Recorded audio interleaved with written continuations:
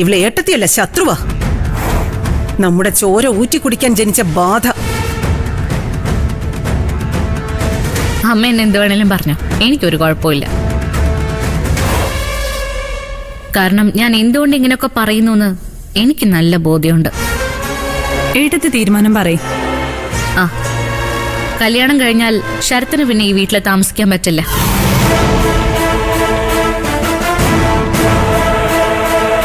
ഭാര്യയും കൊണ്ട് മറ്റെവിടെയെങ്കിലും പോയി താമസിച്ചോണം. അപ്പൊ കല്യാണം നടക്കുമെന്ന് നിങ്ങൾക്ക് അറിയാം. വധുവിന്റെ പേര് ഞാൻ പറഞ്ഞില്ലല്ലോ. നീ എന്തിനാ അത് പറയുന്നേ? വധു ഇവള് തന്നെയാ, എന്റെ മോള് നിത്യ. അതിനെക്കുറിച്ച് ഞാനിപ്പോ ഒന്നും പറയുന്നില്ല. അപ്പൊ തീരുമാനം കേട്ടല്ലോ, സ്ഥലം വിട്ടോളണം.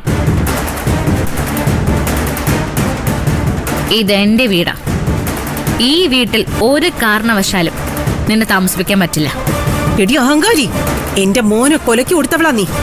എന്നിട്ട് നിന്നെ ഞാൻ ഇവിടെ താമസിപ്പിച്ചില്ലേ? എന്നോട് നീ ഇത് തന്നെ ചെയ്യണം. അമ്മയോട് ഇറങ്ങിപ്പോ ഞാൻ പറഞ്ഞില്ലല്ലോ.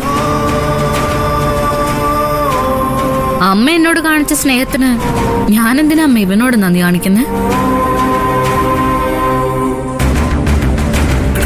ഇവൻ നിത്യ കല്യാണം കഴിക്കാൻ പോകുന്നവനാണ് എന്നാണ് അമ്മയുടെ ഉത്തരവെങ്കില് ആ നന്ദി ഞാൻ കാണിക്കുന്നുണ്ട്. അതുകൊണ്ടാ കല്യാണം വരെ താമസിക്കാൻ അനുവദിക്കുന്നത്.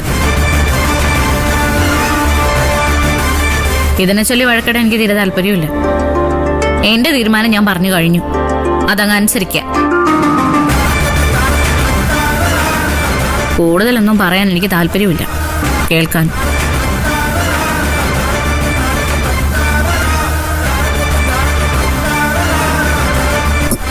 എന്റെ ഈ മോനെ അത് ഞാൻ അവളോട് പറഞ്ഞോളാം നേരിട്ട്.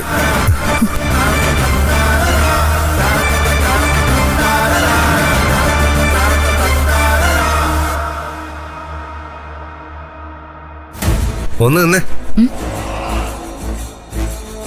അപ്പൊ എന്നെ ഇവിടുന്ന് കുടിയിറക്കാനാ നിന്റെ തീരുമാനം? സംശയം എന്താ? നിനക്കതിന് കഴിയുമെന്ന് തോന്നുന്നുണ്ടോ? എടി, നിത്യയുടെ കഴുത്തി താലി കെട്ടിക്കഴിഞ്ഞാ ഞാനാ പിന്നെ എല്ലാം തീരുമാനിക്കാൻ പോകുന്നത്. നീ അപ്പൊ എഴുന്നേക്കണം, ഭക്ഷണം കഴിക്കണം, ഉറങ്ങണം എന്ന് വരെ ഞാൻ തീരുമാനിക്കും. അതിന് കല്യാണം നടന്നിട്ട് വേണ്ടേ? നിത്യയുടെ കഴുത്തില് നീ താലി കെട്ടില്ലെന്ന് മാത്രമല്ല, ഈ വീട്ടിൽ നിന്ന് നിന്റെ താമസം മാറുകയും ചെയ്യും. പിന്നെ പുതിയ വീടൊന്നും അന്വേഷിച്ച് ബുദ്ധിമുട്ടണമെന്നില്ല. അതൊക്കെ ഞാൻ ഏർപ്പാട് ചെയ്തിട്ടുണ്ട്. സെൻട്രൽ ജയില്. ഇവിടുന്ന് നീ താമസം മാറ്റാൻ പോകുന്നത് അങ്ങോട്ടായിരിക്കും. അങ്ങനൊരു സാഹചര്യം വന്നാ ചെയ്യേണ്ട എന്താണെന്ന് എനിക്ക് നന്നായിട്ട് അറിയാം. എന്റെ ഉള്ളിലും മറ്റൊരു ശരത്തുണ്ടെന്ന് നീ ഓർക്കണം. ആ ശരത്തിനെ നീ പുറത്തെടുപ്പിക്കരുത്. എടുത്താ സർവനാശമായിരിക്കും ഫലം. ഞാൻ പലതും നേടണമെന്ന് ആഗ്രഹിച്ചിട്ടുണ്ട്. അതൊക്കെ എനിക്ക് നേടിയേ പറ്റൂ. അതിന് തടസ്സം സൃഷ്ടിക്കുന്ന സകലതും ഞാൻ ഒഴിവാക്കും. ഒഴിവാക്കും എന്ന വാക്കിന് ഇവിടുത്തെ അർത്ഥം ഇല്ലാതാക്കുമെന്ന. കൊല്ലും ഞാൻ. അതിന് നിൽക്കണോ? നീ എന്നെ ഭീഷണിപ്പെടുത്തൊന്നും വേണ്ട. നിന്റെ ഭീഷണിക്ക് മുൻപില് വഴങ്ങാൻ ഞാൻ തയ്യാറല്ല. ശരി, എങ്കിലേ നിനക്ക് എന്ത് വേണമെങ്കിലും തീരുമാനിക്കാം. എന്നെ നശിപ്പിക്കാൻ വരുന്നവരെ ഞാനും നശിപ്പിക്കും. ആ ദുരന്തങ്ങള് ഏറ്റുവാങ്ങണ്ടെങ്കില് മിണ്ടാതെ ഒരു ഭാഗത്തിരിക്കുന്നതാണ് നല്ലത്. നിത്യ ഞാൻ കല്യാണം കഴിക്കണമെന്ന് ഈ വീട്ടിലുള്ള എല്ലാരും ആഗ്രഹിക്കുന്നുണ്ട്. നീ മാത്രം എന്തിനാ തടസ്സം നിൽക്കുന്നത്? നിനക്ക് ജോലി കിട്ടിയില്ലേ, ഈ വീട് കിട്ടിയില്ലേ, അതുപോരെ.